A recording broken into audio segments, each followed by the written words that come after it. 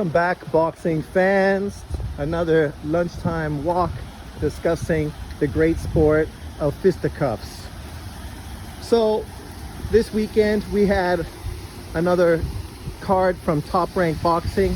Not a highly acclaimed card, not a card that got tons of attention, even though it was a double header heavyweight clash, which obviously heavyweights grab a lot of attention. We know heavyweights propel the sport of boxing, so it's a little surprising that within YouTube and America this fight card didn't get a little more attention, but it's not a surprise really. We had two very good, very highly rated heavyweights.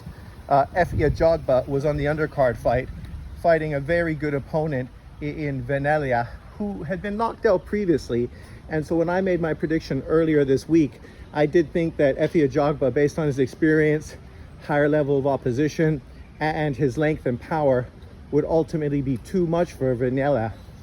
But surprise, surprise, that fight turned out to be a great fight. If you haven't seen it, go check it out. Two heavyweights definitely working at a high level, a high pace, and a lot of volume, and both of them having a lot of success in that fight.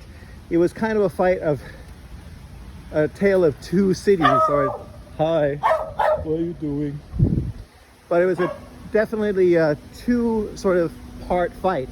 Venelia came out early and was more sharp, was able to effectively get to Efe Ajagba. Efe Ajagba ended up switching the left hand southpaw stance and really became a lot more effective in the middle rounds. Once he made this switch, was able to land a lot of straight punches, really catch Venelia with a lot of inside uppercuts, and really won the battle of the inside fighting.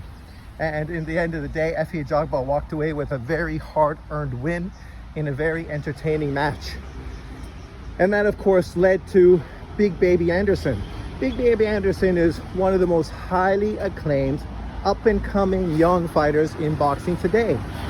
The problem with him, like many young fighters, are just life choices, whether it's the people you surround yourself with or the things you do. And obviously a lot of this has to do with immaturity, getting too much money too soon, which we see throughout sports, regardless of which ones we're talking about. I mean, if you look in England and the UK, you know, you have a lot of great young footballers who are making tons of cash. And inevitably what this leads to is bad life choices, right? There was a great player who was part of England's team and was being considered the future of the squad. And of course he was representing Man U, but because of bad life choices, he ended up basically ruining his career. And now he's trying to somehow claw his way back into the sport any way possible. And so this is nothing new. It's unfortunate, obviously. You know, we had two recent arrests for Big Baby Anderson. One when he got into a high-speed chase with the police officers, which, you know, he doesn't show much remorse for. And the problem with this mentality is, it's nice you're rich, you can afford nice cars, and you want to speed. Everybody does it. I do it on my motorcycle. People do it. That's just what happens, right? Speed is fun. It's exhilarating. You have a nice car that goes fast. It's not a surprise you drive fast. Really, he should just take a trip to Germany, where he can drive on the Autobahn as fast as he wants. He's got the money. He could do it. It would be easy for him. But the reality of the situation is immaturity, whether it's peer pressure from his friends, whatever led him to get into a police chase, which potentially could have killed him. Luckily, that didn't happen, and it's something that hopefully will blow over. Apparently, he just had his first child, and maybe because of that, maybe now responsibility, maturity will start to sort of set him more on a straight path, which obviously will benefit him in boxing, because that's all we hope. When you look at this guy, this is exactly what American boxing needs: a high-level heavyweight fighter that people perceive can challenge all the top guys. And timing is essential. When you think about what's going on right now, you have Fury, Wilder, and obviously Anthony Joshua and Usyk. These fighters are all in their mid to late 30s. They don't have that much time left. right? So he may never get an opportunity to fight one of them, but nonetheless, the whole division is going to open up, and potentially he is going to be the king of the castle, the man that can reign supreme on top of the heavyweight division. And imagine how beneficial that will be for boxing in America, the eyes, the media, and just the attention that will come. And the truth is, he's a very good fighter, very skilled. Obviously, unlike many heavyweights, he started boxing as a kid and has continued throughout his life to where he is now. I know his performance this weekend got some criticism from some fans. Myself, I don't think there's any necessity for criticism. He was in with an opponent that was tough, veteran, experienced, a guy who had lost to Marius Briedis, got stopped in the 11th round of that fight.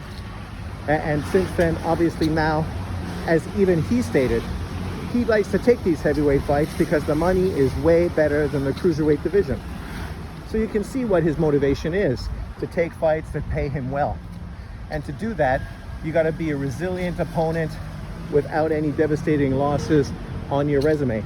And so maybe that's the reason why he played it safe, came in, tried to survive, hoped that maybe he could land the big counter punch that could change everything. And that's really what his game plan was. As far as the audience and entertainment, it definitely did not deliver. But there's only so much blame you can put on Jared Anderson. He went out, threw a fucking shitload of punches, was super active, dominated from round one all the way to the end, never had any inclination that he was even in a competitive fight at any point in that fight against a very experienced, good fighter with only 2 losses in his resume against high-level opponents. And Anderson schooled him, right? Really, you would have to say he embarrassed him, put on a masterclass performance. Did he get the knockdown? Did he get the knockout?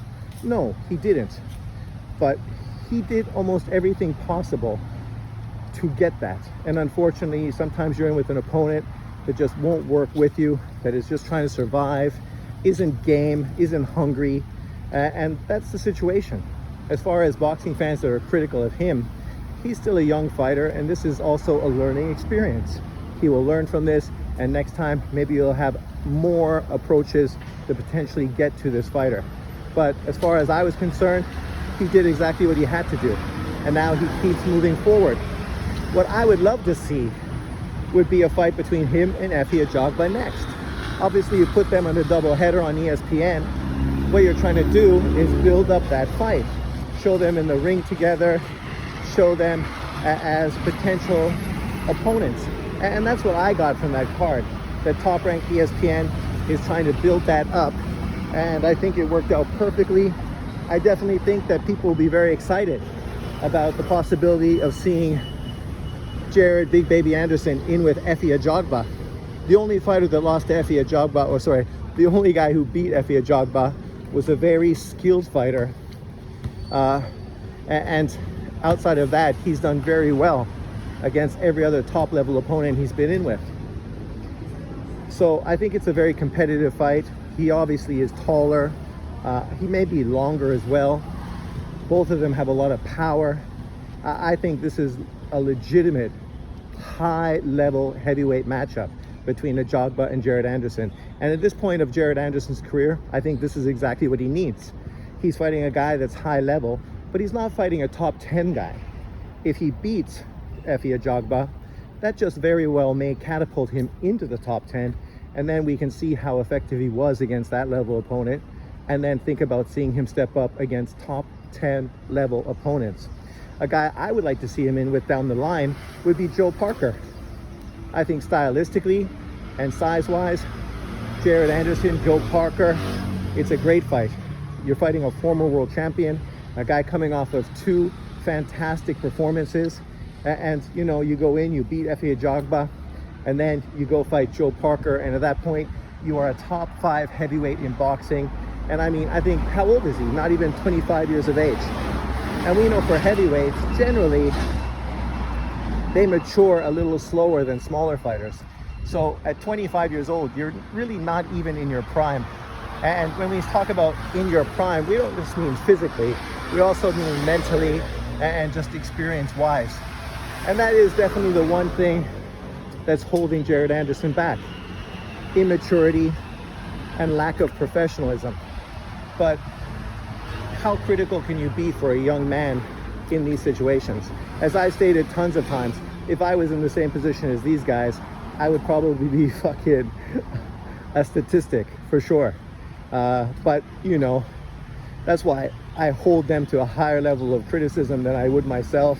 And I hope that they are more successful than I would be, because I hope they do a lot and are successful in their careers. And especially Jared Anderson, he would be perfect to help elevate the heavyweight, just to elevate boxing in America. Boxing in America needs a Mike Tyson, an Evander Holyfield, a Riddick Bowe type of person to really grab casual boxing fans' attention. A guy who towers over the normal person. So when they see him, they're like, wow, look at that guy. It's like, I told this story before, but like when I played high school basketball, I went to the chiropractor for a sore knee. And I went to a very famous chiropractor in Toronto near High Park. And I saw George Chuvalo walk in with this huge fucking guy who was just a monster. And I was like, damn, look at that guy. He is put together. And of course he's with George Chuvalo, so I know he must be a boxer. And so I know he's a heavyweight prospect to pay attention to. And then obviously I went home and did some research. At this time it was well before internet and things of that nature, so it wasn't an easy process to find out who it was. But I found out it was Razor Ruddock that I met. And you know, I only wish I would have got a picture taken with him and got him to autograph it. That would have been excellent. Even George Chuvalo, but I've never been the kind of person to harass famous people, so needless to say, I didn't bother doing that. And of course, I was very excited to watch Razor Ruddock's career as a heavyweight and his fights with Tyson and how excellent and entertaining he was. And I hope that Jared Anderson is equally as entertaining and hopefully more successful. So if you didn't see the card, definitely check out the Efe Ajagba fight. You could give the Jared Anderson fight a pass. It's not the most exciting fight. It's very one-sided fight of him just outboxing an opponent that was just there to survive. But it is one of those fights you need in your career, another step forward in your development. And I'm excited to see potentially him fight Efe Ajagba in what is definitely going to be a highly entertaining matchup and a fight that's going to garner a lot of attention from boxing fans. So let me know what you think. Would you like to see Jared Anderson, Efe Ajagba next? And if not Efe Ajagba, who would you like to see Jared Anderson get in the ring with? Leave in the comment sections. Remember to like, subscribe, and share.